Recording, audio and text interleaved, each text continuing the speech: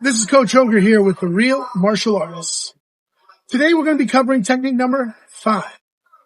Technique number 5 is the lead uppercut. The beauty of this punch is that the lead uppercut is a punch that travels the line that most people are not defending innately, and it causes the setup for you to go ahead and get your bigger and more important strikes in, as well as takes your opponent's eyes off of you whenever the punch is done correctly. So, we're going to go into some of the basics of throwing the number 5 correctly. First, like I like to always say, the most important component in striking is your accuracy. And good stand-up starts at the feet. So, I'm going to go ahead and turn to 45. Keep my weight on my back leg. I want my heel, my knee, my hip, and my shoulder all on the same line. By keeping my weight on my back leg, the thing that I'm doing right here is I'm preventing myself from putting myself on a pogo stick right here where they can chop it out, kick my lead leg out from underneath. I want to keep my weight on my back leg. I keep my elbows in, wrap my fingers all the way to this line on the skin, roll the bar of skin, lock the thumb over the top, and bring my hands up and my chin down. Now from here, what I'm going to be doing when I throw this number 5 is I want to travel that center line. Now let me show you what I mean when I say the center line. I take my fight stance right here. You notice how innately I already have a defense right here against most hooks. My hands, just keeping my hands up, blocks the majority of punches that are going to be coming in a fight, because most people are going to be throwing these haymakers at you when they come at you in a fight. But those things aren't of substance if you keep your hands up and your chin down. Now, from here, what I want to do when I have this path, see, look at this. It's wide open. Even if I have a good, clean defense, that center line is wide open. So I want to capitalize on that center line as much as possible. So from right here,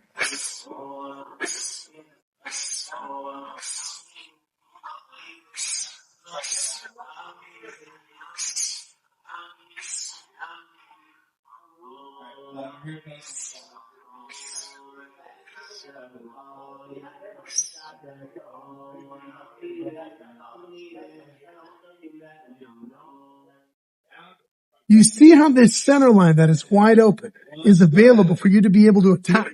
So when I'm sitting right here and I throw that lead uppercut, notice what I'm doing right here. I'm coming from underneath their chin, popping their chin up like a Pez dispenser. If you don't know what a Pez dispenser is, it's this little candy thing from back in the day where like you lifted the head up and the candy would come out from underneath. They would have like Santa Claus head, ninja. I think they're still around. Pez, P-E-Z dispensers. So I'm right here. Pop their chin up. So now, instead of trying to lean into them and throw this punch, instead of trying to do, for example, like this, trying to hit them like that, I want to not lean forward when I'm throwing this punch. Actually, I'd rather lean backwards. And it's counterintuitive because I'm trying to hit the person in front of me, but now I'm moving away. Let me explain. Right here, when I'm throwing that number 5, I lean back, put my weight on this back leg. Notice how by leaning back, that opens up my hip, takes the weight off of my front foot, allows me to rotate on the ball of that front foot. And then it sets up this hand to be able to punch. Notice how my heel, my knee, my hip, my shoulder are all in this back leg. Kind of like if I was throwing throwing the shot put. So notice I'm right here. Boom. Weights on my back leg. Now from here, I'm going to push off this back leg. As I push off that back leg, that sets up a big punch. And now mind you, if you throw the number 5 correctly, you travel up that center line, their eyes are not going to be on you. They're going to be looking up at the sky. So you're right here or the ceiling. Boom. So as soon as you hit them right here, see how my chin is down? I want to try to keep this at a 90. I've seen some people argue to throw it like this, like a shovel punch. Shovel punch is the punch that goes between a hook and an uppercut. It's a shovel. But the problem is, at least from what I've noticed, that travels into that visual line as well as runs into some of that guard. I want to travel as much of the center line as possible to now have this hand set up. See how that's ready to travel right down the middle of that firing lane. Once you get down that firing lane, I mean, you can try it in a fight and see what happens. I mean, it's pretty nice when you land that punch. But this punch, the number 5, I call it the Scottie Pippen of punches. Anybody who knows anything about basketball back in the 90s, Michael Jordan is considered one of the best basketball players in the history of the sport. He had a teammate of his who was incredible at setting him up. He'd have the ball, and he'd be the one to pass it to Jordan before Jordan would make that massive play. And in the real martial arts system, one of the things that we always say is every move is the setup. You want to think of fighting like chess. I don't just want to be doing everything at once, trying to just expose everything I'm trying to do. Rather, throughout the course of the fight, I want to be setting things up, creating tendencies in my opponent in order for me to be able to have an avenue through which I can succeed. Now, this lead uppercut right here is wonderful because if you get their eyes off of you and you follow up with a big strike, boom, or even, oh man, you can get some amazing results from simply setting them up with the number 5. Now, mind you, there have been fights where people have been knocked out with the number 5. I think I've seen a few of them. But more so, using it as a setup, that lead uppercut, to set up your big punch, I think is probably the best way to think about using that punch. And using it as a chess piece to go ahead and set up that big strike or that big follow-up on your attack. So, when I'm right here, remember, you hear move.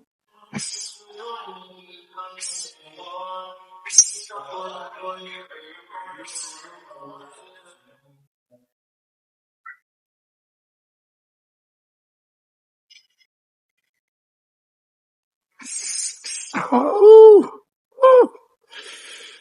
I'm getting goosebumps. Oh, man, feels so nice. Still get this. Oh my gosh. So, before I forget, I'm getting too into this. Now, when you throw that number 5, you want to keep this backhand up. And you'll see even in the pros, people have a tendency to drop this backhand when they throw it. I know I've done it a million times. It's just, it's a bad exchange. You throw that number 5 and do this, and the person takes it to swing the hook back. Boom. That could be a bad exchange. So, one of the things that I learned from training with a friend of mine, Drake, we were training with Kenny Weldon back when he was alive. Rest in peace. He's the guy who trained Evander Holyfield, from what I understand, before he went to the Olympics. Now, the thing that Drake told me was, he said, this rear hand of yours, in order to keep it up and try to put as much of my weight into the punch, because as we know, formula for force is mass times acceleration. If I just do this with my arm, I'd have to throw that thing really fast to do any kind of damage. I turn my body, that's more damage. But now if I pull my toenails back to my shin, right here, and I got the ball of that foot, you see how now I'm bringing the weight of my tail, my leg, my core, my arm, launching into that punch, as well as putting my weight on my back leg to push off, to set up the next big punches that I'm looking to go ahead and try to throw. So this was the thing that he told me. This hand right here, I went into all that to say this. This hand right here, I want to act like I'm poking somebody who's behind me, like just someone's behind me. Hey. So when I'm right here, I want to act like I'm going to poke that person, which will naturally rotate my body. Let me turn this way so you can see what I mean. And it keeps my hand up. So see right here. Whoa. You see how this keeps my hand up right here? It covers my temple as long as I keep my chin down. So notice, I'm right here. Boom.